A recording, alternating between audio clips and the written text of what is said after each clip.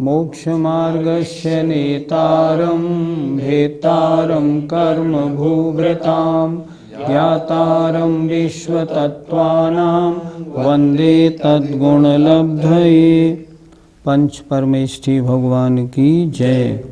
संत शिरोमणि आचार्य विद्यासागर जी महाराज की जय। पिछली पाठशाला में मोहिनी कर्म के दर्शन मोहिनी और चारित्र मोहिनी दो भेद और उनके बारे में चर्चा हुई थी। दो चर्चाएं हुई थी। हम अपने मिथ्यात्व को दूर करें, दूसरी बात अनंतानुबंधी कषाय को तोड़ें। हमें आशा है आपने अपने जीवन में जो सुना था पिछली पाठशाला में उसमें से कुछ न कुछ स्वीकार किया होगा और मोहिनी कर्म को परास्त करने की कुछ योजना बनाई होगी। आइए अब पांचवा कर्म है आयु कर्म, उसके भेदों पर दृष्टि डालते हैं। नारक तैर्यज्ञोन मानुष दैवानि। नारक तैर्यज्ञोन मानुष दैवानि। बोलिए, नारक तैर्यज्ञोन मानुष दैवानि। आयु कर्म के चार भेद हैं, नरकायु, तिर्यग आयु, मनुष्यायु और देवायु। ये आयु कर्म की परिभाषा क्या है? जो एक पर्याय में निश्चित समय तक रोके रखे उसे कहते हैं आयु कर्म। अर्थात नारकी का शरीर मिला तो नारकी के शरीर में जो आयु जो निश्चित समय तक इस आत्मा को रोके रखे वह नरकायु नाम कर्म है। जो त्र्यंच के शरीर में निश्चित समय तक आत्मा को रोके रखता है तिर्यग आयु नाम कर्म है। जो मनुष्य के शरीर में निश्चित समय तक आत्मा को रोके रखता है वो मनुष्यायु कर्म है और जो देव के शरीर में निश्चित समय तक आत्मा को रोके रखे वह देवायु नाम का कर्म है। इस तरह आयु कर्म के चार भेद हैं। आयु कर्म के बाद अब नाम कर्म की चर्चा करते हैं। सूत्र बड़ा है, ध्यान से देखेंगे और इस सूत्र को समझना है ना, तो जब आपके हाथ में पुस्तक नहीं होगी तो समझ में नहीं आएगा। हाथ सामने पुस्तक लेके बैठें तब समझें। सूत्र देखें। गति जाति शरीरांगोपांग। गति जाति शरीरांगोपांग। निर्माण बंधन संघात संस्थान। निर्माण बंधन संघात संस्थान। सहनन सहनन। स्पर्श रसगंध वर्णानुपूर्व्या। स्पर्श रसगंध वर्णानुपूर्व्या। गुरु लघुपघात परघाता। गुरु लघुपघात परघाता। तपोद्योतोच्छ्वास विहायो गतयः। तपोद्योतोच्छ्वास विहायो गतयः। प्रत्येक शरीर त्रस सुभग सुस्वर शुभ सूक्ष्म। प्रत्येक शरीर त्रस सुभग सुस्वर शुभ सूक्ष्म। पर्याप्त स्थिरादेव यश कीर्ति सेतराणि तीर्थ करत्वं च। पर्याप्ति स्थिरादे यशा कीर्ति सेतराणि तीर्थ करत्वं च। बोलिए। गति जाति शरीरांगोपांग। निर्माण बंधन संघात संस्थान। सहनन स्पर्श रसगंध वर्णानुपूर्व। गुरु लघुपघाता परघाता। तपोद्योतोच्छ्वास विहायो गतया। प्रत्येक शरीर त्रस सुभग सुस्वर शुभ सूक्ष्म। पर्याप्ति स्थिरादे यशा कीर्ति सेतराणि तीर्थ करत्वं च। आइए इसमें प्रत्येक शब्द और उसकी परिभाषा बोर्ड से पढ़ते हैं। देखें, नाम कर्म के भेद। गति जाति शरीर अंगोपांग निर्माण बंधन संघात संस्थान सहनन स्पर्श रस गंध वर्ण। वहाँ से इधर लाए आनुपूर्वी अगुर लघु उपघात परघात आतप उद्योत उच्छ्वास विहायो गति। प्रत्येक शरीर त्रस सुभग सुस्वर शुभ सूक्ष्म पर्याप्ति स्थिर आदेव यश कीर्ति स इतराणी मतलब इनसे उल्टे, जैसे प्रत्येक शरीर से उल्टा साधारण शरीर, त्रस से उल्टा स्थावर, शुभक से दुर्भग, सुस्वर से उल्टा दुस्वर, शुभ का अशुभ, सूक्ष्म का वादर, पर्याप्ति का अपर्याप्ति, स्थिर का अस्थिर, आदेय का अनादेय, यश कीर्ति का अयश कीर्ति, और तीर्थंकर और तीर्थंकरत्वपना, तीर्थंकर नाम कर्म, ये सब नाम कर्म के भेद हैं। आइए एक एक की परिभाषा बोर्ड से ही समझते हैं। गति, जिस नाम कर्म के उदय से जीव को नरक तिरंच मनुष्य आदि गति मिलती हैं। इसके 4 भेद हैं, नरक गति, तिरंच गति, मनुष्य गति और देव गति। जाति, जिस कर्म के उदय से जीव को 1 इंद्रिय 2 इंद्रिय आदि में जन्म मिलता है। इसके 5 भेद हैं, 1 इंद्रिय 2 इंद्रिय 3 इंद्रिय 4 इंद्रिय 5 इंद्रिय जाति। शरीर नाम कर्म, जिस कर्म के उदय से जीव को शरीर प्राप्त होता है। इसके 5 भेद हैं, औदारिक, वैक्रियक, आहारक, तेजस और कार्मण।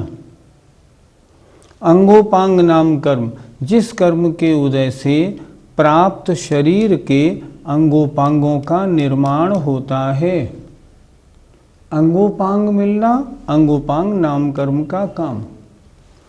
निर्माण नाम कर्म, जिस कर्म के उदय से यथा स्थान यथा प्रमाण अंगों का निर्माण होता है। निर्माण। बंधन, जिस कर्म के उदय से शरीर के योग्य प्राप्त नो कर्म वर्गणाएं आपस में एकमेक होकर जुड़ती हैं। संघात, इसके 5 भेद हैं, 5 शरीरों के 5 बंधन।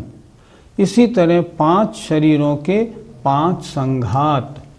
संघात माने इन शरीरों का जो वर्गणाओं का बंधन हुआ था वो छिद्र रहित तो हो जाना, चिकना हो जाना, एक में एक बिल्कुल जुड़ जाना संघात नाम कर्म है। संस्थान, जिस कर्म के उदय से शरीर को आकार मिलता है। इसके 6 भेद हैं। पहला समचतुरस्र संस्थान, शरीर के संपूर्ण आकार प्रकार का सामुद्रिक शास्त्र के अनुसार बिल्कुल ठीक होना, संस्थान की बात हो रही है। दूसरा न्यग्रोध परिमंडल, ऊपर से बड़ा हो, बड़ के पेड़ की तरह, नीचे छोटा हो। तीसरा स्वाति संस्थान, अर्थात ऊपर छोटा नीचे बड़ा शरीर मिले, स्वाति संस्थान। चौथा कुब्जक संस्थान, कुबड़ा शरीर मिलना। पांचवा वामन संस्थान, वामन शरीर मिलना। और छठा हुंडक संस्थान, शरीर के अंग उपांग सारे अस्त व्यस्त ऐसे जो कोई एक बार देखे तो दोबारा न देखना चाहे। इस तरह संस्थान नाम कर्म के 6 भेद होते हैं। आगे सहनन, जिस कर्म के उदय से शरीरों का अस्थि बंधन, शरीरों में जो हड्डियां हैं उनका बंधन होता है। ये भी 6 प्रकार का होता है। वज्र वृषभ नाराज, अर्थात हड्डियां, कीले और जो हड्डियों के ऊपर वेष्टन है वज्र का होना। दूसरा वज्र नाराज, अर्थात कीले और हड्डियां वज्र की हो, वेष्टन ना हो। तीसरा नाराज, जिसके हिसाब से कीले हों हड्डियों में। अर्धनाराज, हड्डियां अर्धकीलित हों। पांचवा कीलक सहनन, जिस सहनन के उदय से हड्डियां आपस में खांचों में बंधी हुई हों। और एक असंप्राप्ता सुरपाटिका, जिस कर्म के उदय से शरीर में जो हड्डियां हैं वो नसों से बंधी हुई हों। 6 प्रकार का सहनन, 8 प्रकार का स्पर्श, 5 प्रकार का रस, 2 प्रकार की गंध और 8 प्रकार का वर्ण। ये 20 भेद। अर्थात जिस नाम कर्म के उदय से तरह तरह का स्पर्श, रस, गंध और वर्ण मिले। जैसे मान लो नींबू है, नींबू का गंध कैसी है, गंध नाम कर्म से। उसका रंग कैसा है, पीला, वर्ण नाम कर्म से। रस कैसा है, खट्टा, रस नाम कर्म से। स्पर्श कैसा है, कड़ा, स्पर्श नाम कर्म के उदय से। ऐसे इन चार के नाम कर्म के उदय से शरीर उस तरह का बनता है। गन्ने में जो मीठापन है वो मीठे रस नाम कर्म के उदय के कारण है, ऐसा समझना चाहिए। आन पूर्वी, जिस कर्म के उदय से एक शरीर को छोड़कर आत्मा जब अगला शरीर लेने के लिए जाए तब रास्ते में पूर्व शरीर के अनुसार आकार रहे। अगुर लघु नाम कर्म, जिस कर्म के उदय से शरीर न बहुत भारी हो न रूई की तरह हल्का हो जो उड़ जाए। यही नाम कर्म ऐसा है जिसके कारण हम पानी में तैर सकते हैं या जंप ले सकते हैं। अगुर लघु नाम कर्म। उपघात नाम कर्म, जिस नाम कर्म के उदय से अपना शरीर ही अपने मरण में कारण बने, जैसे मोटी तौंद आदि का बनना, या जैसे कस्तूरी आदि के अपने शरीर के नाभि में कस्तूरी आदि होना, जो अपना शरीर ही अपनी मृत्यु में कारण बने। परघात नाम कर्म, जिस कर्म के उदय से ऐसे अंगोपांग मिले जिससे अपना बचाव और अन्य का घात हो सके, जैसे गाय आदि के सींग वगैरह। आतप नाम कर्म, जिस कर्म के उदय से मूल ठंडा हो और प्रकाश गर्म हो। इसका उदय जो है वो सूर्य में जो एक इंद्रिय जीव होते हैं पृथ्वी कायक, उनके होता है। उद्योत नाम कर्म, जिस नाम कर्म के उदय से ठंडा प्रकाश हो अथवा शरीर में चमक वाला हो, इसका उदय त्र्यंचों में होता है। उच्छ्वास नाम कर्म, जिस कर्म के उदय से श्वासोच्छ्वास करने के योग्य शरीर का निर्माण हो, आदमी श्वासोच्छ्वास वह जीव ले सके। विहायो गति, जिस कर्म के उदय से आकाश में गमन करने की योग्यता प्राप्त हो। दो प्रकार की होती है विहायो गति, प्रशस्त चाल अच्छी होना, अप्रशस्त विहायो गति चाल अच्छी नहीं होना।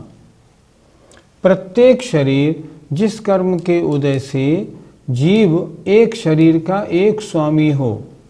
उल्टा साधारण शरीर, जिस एक शरीर के अनंत जीव स्वामी हो। तरस नाम कर्म, जिस कर्म के उदय से तरस पर्याय मिले। स्थावर नाम कर्म, जिस कर्म के उदय से जलकायक आदि में जन्म हो। सुभग, जिस कर्म के उदय से अंगोपांग लोगों को प्रिय हो, मतलब लोकप्रिय हो। और दुर्भग माने अंगोपांग अच्छे होने पर भी लोग पसंद ना करें। सुस्वर, जिस कर्म के उदय से स्वर अच्छा हो, कर्ण प्रिय हो। और दुस्वर, जिस कर्म के उदय से कर्ण प्रिय स्वर ना हो। शुभ, जिस कर्म के उदय से अंगोपांग सुंदर हो। अशुभ, जिस कर्म के उदय से अंगोपांग सुंदर ना हो। सूक्ष्म, सूक्ष्म नाम कर्म के उदय से ऐसा शरीर मिलता है जो ना रुकता है और ना रोकता है।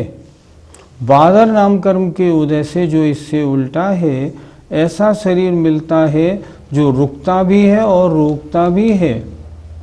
पर्याप्ति नाम कर्म, जिस कर्म के उदय से प्राप्त अपनी योग्यतानुसार पर्याप्तियां पूर्ण हों। अपर्याप्त नाम कर्म, जिस कर्म के उदय से पर्याप्ति पूर्ण ना हो। जिस कर्म के उदय से रस रक्त आदि स्थिर हो, उपवास आदि करने पर भी शरीर की क्षमता गड़बड़ ना हो। अस्थिर नाम कर्म, जिस कर्म के उदय से रस आदि ढंग से ना बने। आदेय, जिस कर्म के उदय से शरीर प्रकाश युक्त हो, पर्सनैलिटी व्यक्तित्व बने। अनादेय, जिस कर्म के उदय से व्यक्तित्व पर्सनैलिटी ना बने। यशो कीर्ति, जिस कर्म के उदय से गुणों का यश फैले।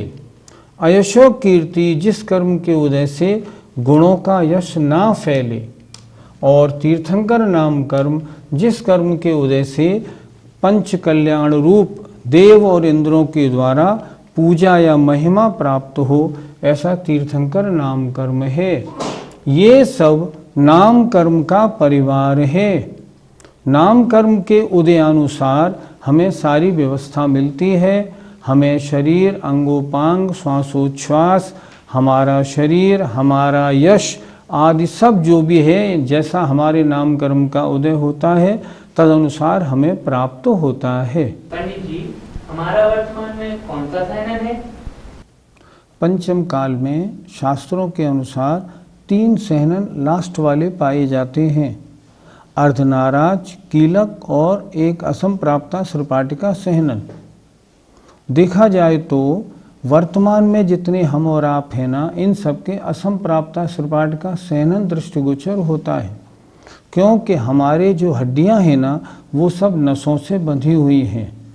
यद्यपि पंचम काल में 3 सहनन का वर्णन है, वो जो कीलक और अर्धनाराज हैं वो किन्हीं के होते होंगे जिनका शरीर बहुत मजबूत होता है, लेकिन हमारे और आपका सहनन लगता ऐसा है जैसे असंप्राप्ता श्रपाटिका सहनन हो।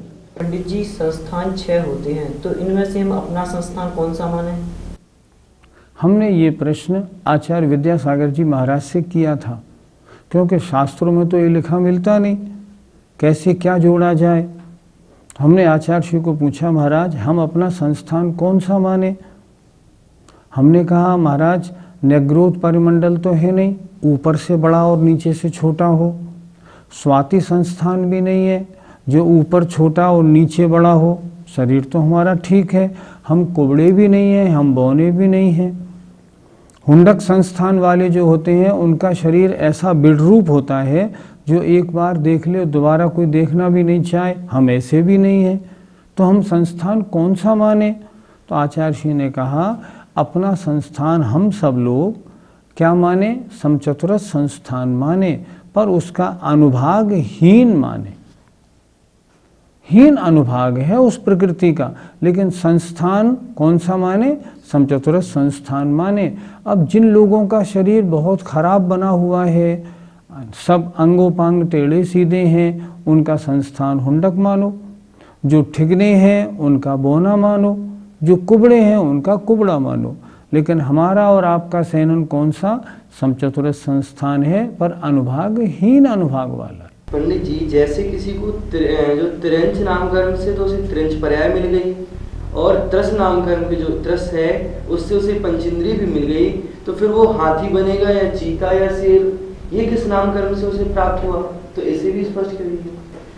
प्रश्न आपका ठीक नहीं हुआ। ये प्रश्न करो ना सीधा कि किस नामकर्म के उदय से हाथी बनता है और किस नामकर्म के उदय से घोड़ा। ये है ना प्रश्न आपका? यही प्रश्न है। देखो, हमने आचार्य श्री को ये प्रश्न पूछा था। हमने कहा, महाराज जी किस नामकर्म के उदय से हाथी और किस नामकर्म के उदय से घोड़ा बनता है? तो आचार्य श्री ने कहा था हमसे, हाथी नामकर्म के उदय से हाथी और घोड़ा नामकर्म के उदय से घोड़ा। तो हमने उनसे कहा, ये तो कोई प्रकृति है ही नहीं। तो उन्होंने कहा, ये तुम समझते हो क्या प्रकृतियों के इतने ही भेद हैं? प्रकृतियों के तो असंख्यात प्रलोक प्रमाण भेद हैं, तरह तरह के। ये तो आपको समझाने के लिए सबका एक संक्षेप करके बताया गया है ताकि समझ जाएं।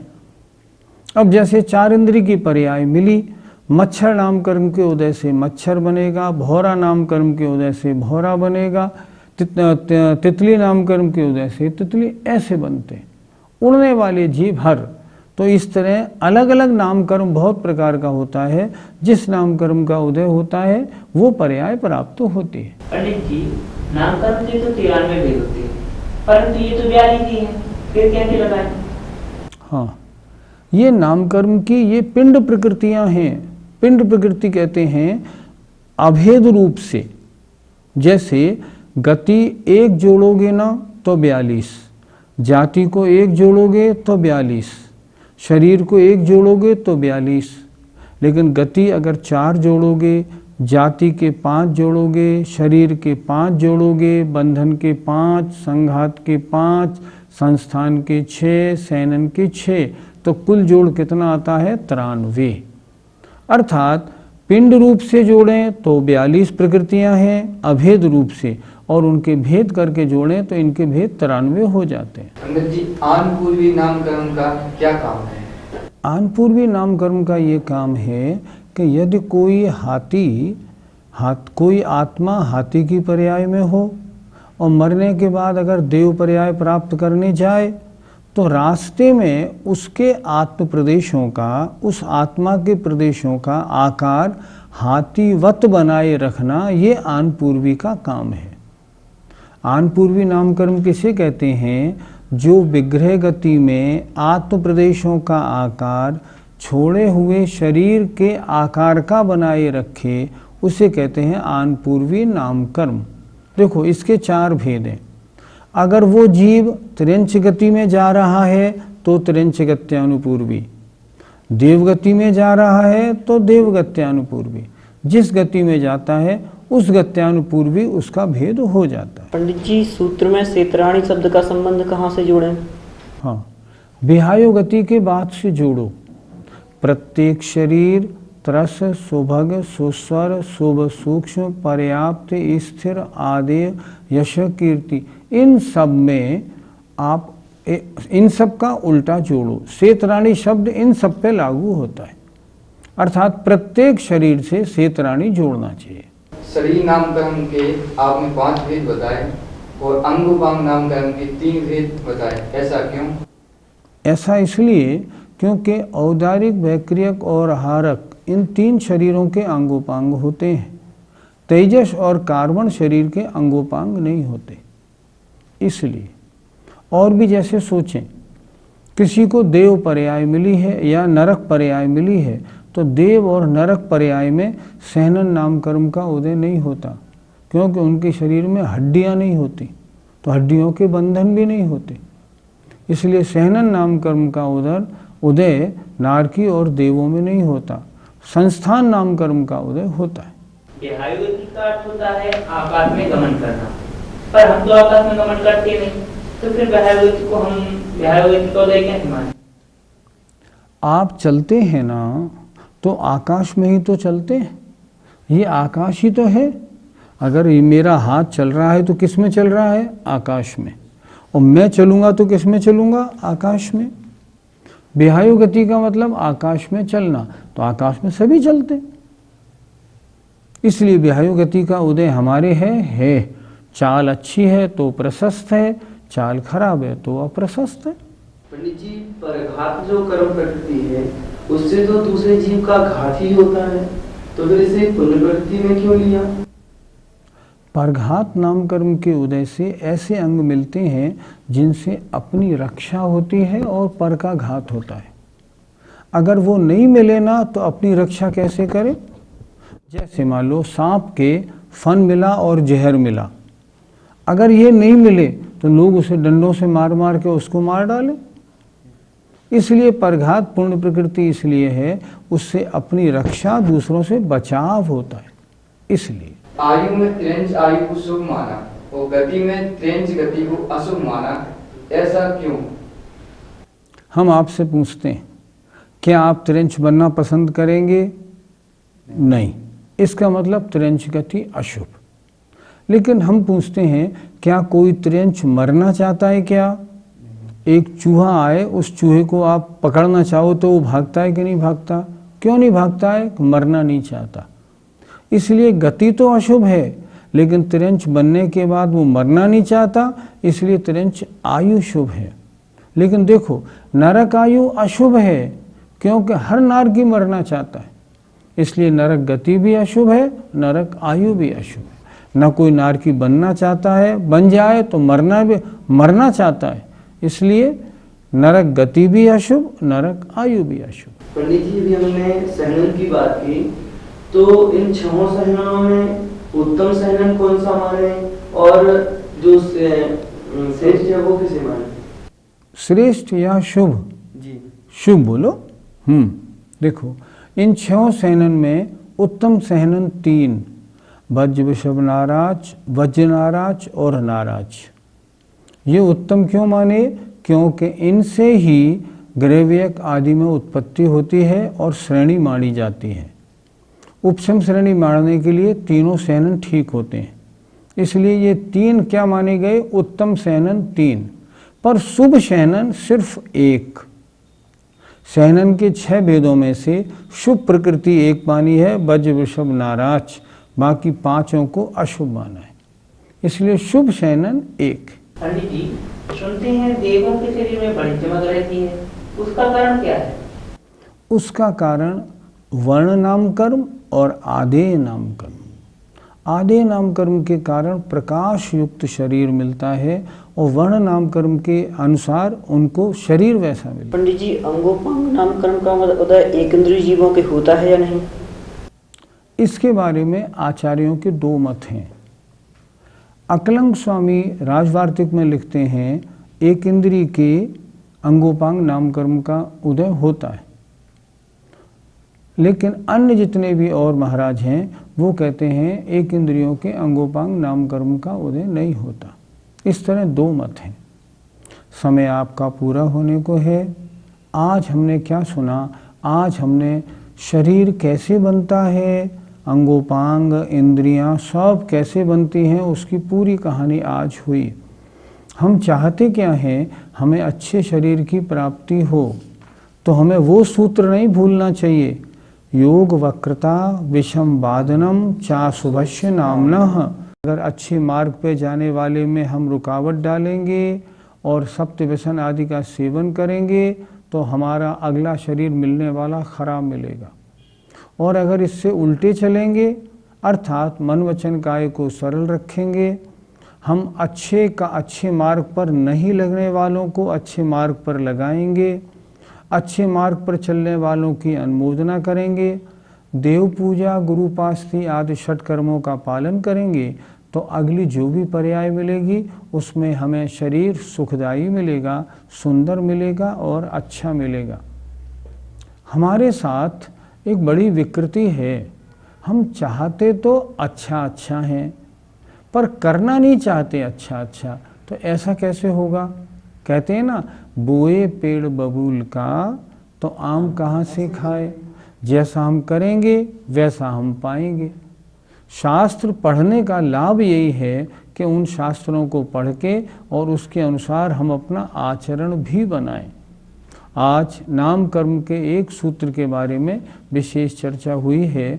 हमें आशा है आपने इस सूत्र को, काफ़ी बड़ा सूत्र है और इसकी परिभाषाएं भी बहुत हैं, आपने अच्छी प्रकार समझा होगा। कुछ समझ में नहीं आए तो जो पुस्तकें हैं आपके पास उनमें आप और देख लेना। इससे ज़्यादा यहाँ बताया नहीं जा सकता क्योंकि पाठशाला में इतना ही समय होता है। अब आगे शेष कर्मों की बात अगले पाठशाला में करेंगे। जय जिनेंद्र, जय जिनेंद्र।